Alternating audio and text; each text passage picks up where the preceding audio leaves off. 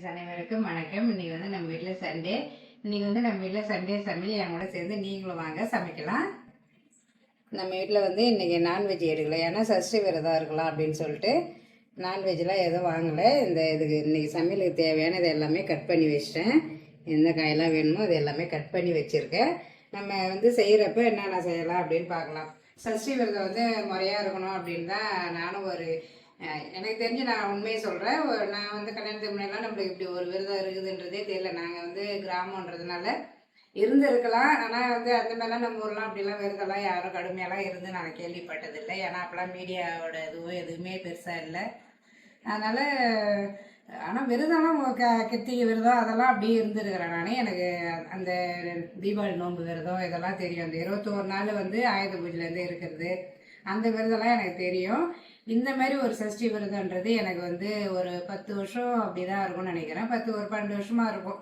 அதுதான் தெரியும். அதுலேருந்து வந்து ஆனால் இருக்கணும்னு நினச்சதில்லை.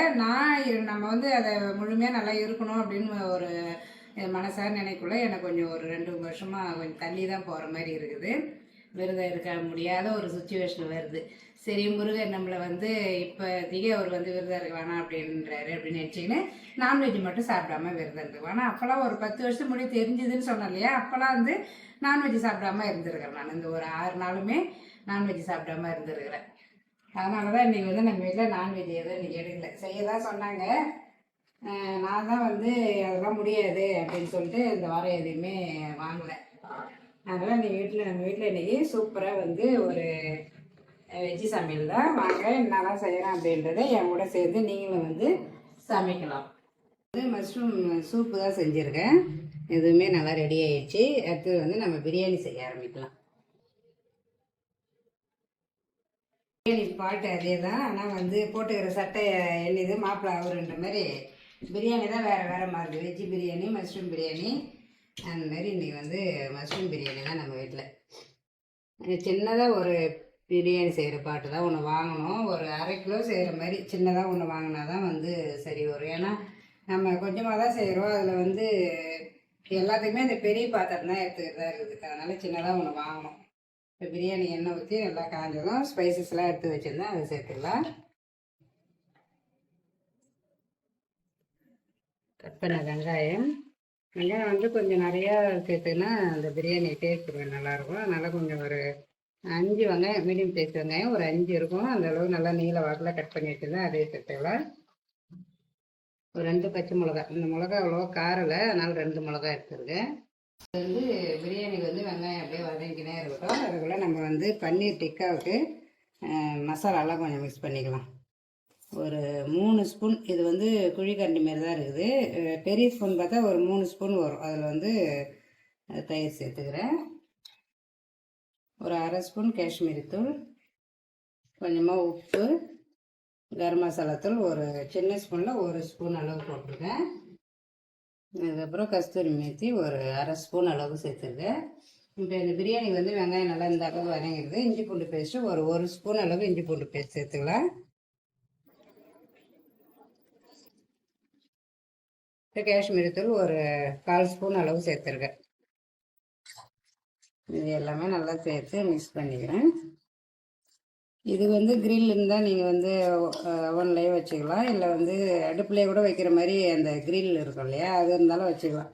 ஆனால் நம்ம வீட்டில் எதுவுமே இல்லாதனால இன்றைக்கி தோசைக்கல்லில் தான் நான் வந்து டிக்கா பண்ண போகிறேன். இது கூட பன்னீர், கட் பண்ண பன்னீர் சேர்த்துக்கிறேன். இது வந்து கேப்சிகம் வந்து இந்த மாதிரி க்யூப்பாக கட் பண்ணி வச்சுருந்தேன், அதையும் சேர்த்துக்கலாம். அதே மாதிரி ஆனியனும் கட் பண்ணி வச்சுருக்கேன், அதையும் சேர்த்துக்கிறேன்.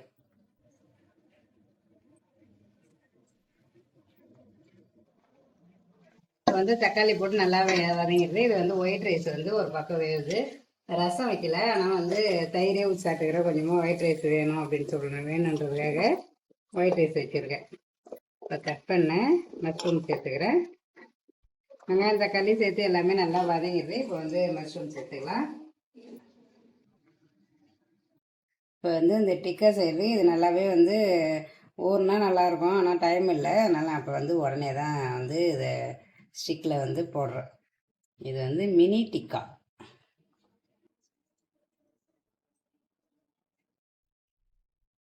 இந்தமாரி எல்லாத்தையுமே வந்து நான் வந்து ஸ்டிக்கில் இது சொருவி இந்தமாரி ரெடி பண்ணி வச்சிட்டேன். இந்தமாரி ஒரு பேனில் எண்ணெய் ஊற்றிக்கலாம்.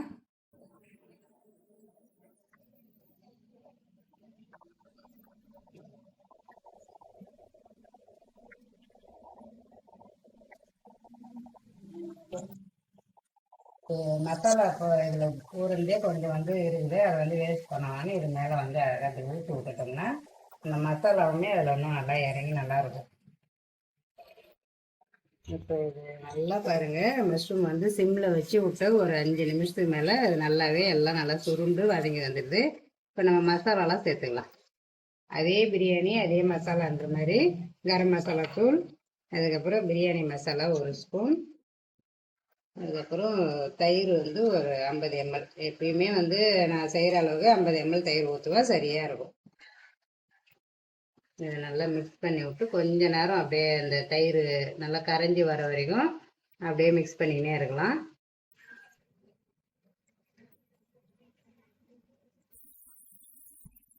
இது வந்து ஒரு பக்கம் நல்லாவே வெந்ததும் இன்னொரு பக்கம் அந்த மாதிரி வந்து ஏதாவது ஒரு ஸ்பூன் வச்சு அப்படியே திருப்பி விட்டுட்டோம்னா இன்னொரு சைடும் நல்லாவே வெந்துடும்.